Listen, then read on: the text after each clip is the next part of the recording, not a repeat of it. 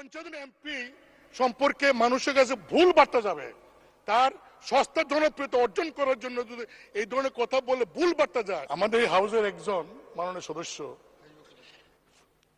নামটা বলতে চাই না, তিনি নতুন নির্বাচিত হয়েছেন। তিনি ফেসবুকে কিছু বক্তব্য দিয়েছেন, যে বক্তব্যটা আমরা সবাই এফেক্টেড।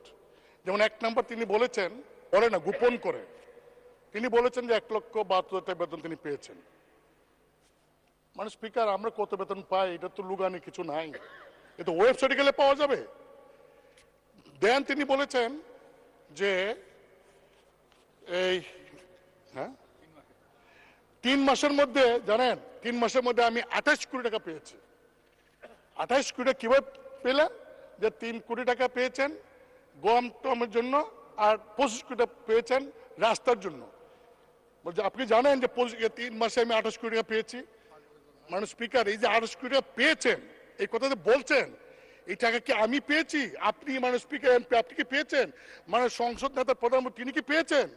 কারণ এই আমাকে কিন্তু ইতিমধ্যেই ওই ফেসবুক দেখে অনেকে বলছেন যে 25 কোটি টাকা পাইছেন, এই টাকা কই? তিনি বলছেন যে 25 কোটি টাকা তিনি পেয়েছেন, আমরা তো পাই নাই। মানে স্পিকার, আপনি জানেন যে বর্তমান সরকার